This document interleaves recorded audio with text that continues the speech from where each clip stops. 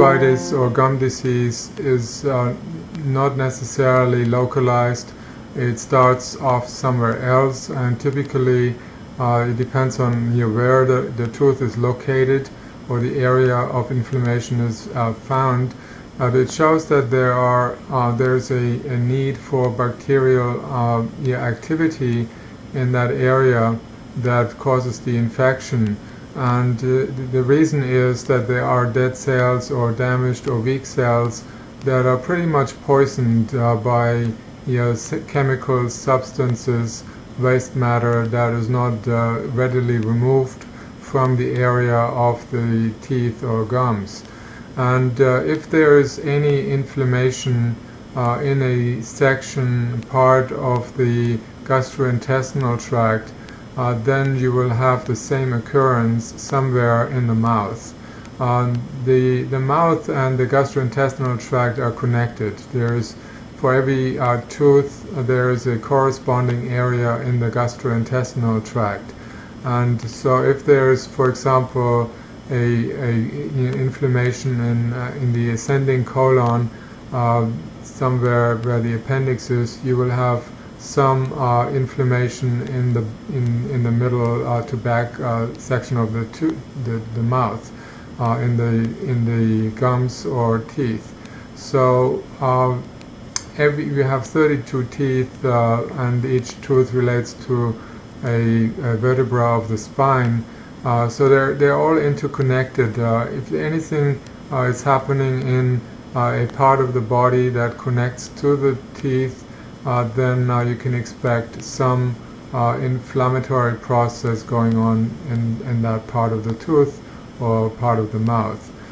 So I would suggest, instead of only focusing on trying to get rid of the bacteria in that part, you want to create a condition that these bacteria are no longer needed. Bacteria are not our enemies.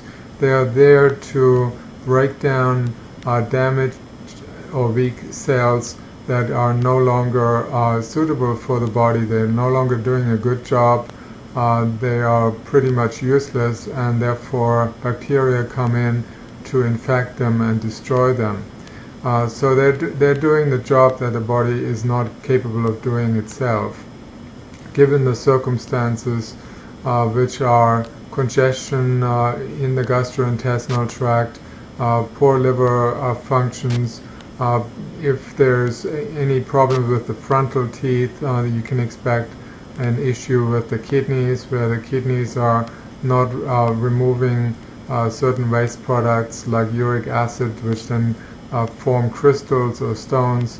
Then that causes backing up of certain toxins that go all the way up to that particular part of the teeth, and they can cause damage to the gums there, or to the tooth itself. So having said that, I would recommend cleaning out the liver, the kidneys, and the large intestine, and making changes to the diet so you don't have decomposing foods sitting in the intestines for long periods of time. That, for example, meat decays very easily. Typically, a person can only digest a small fraction of the amount of meat because of lack of high concentration of hydrochloric acid. So if you ate a steak, you can only digest up to 20% of that. The rest of it will become decomposed.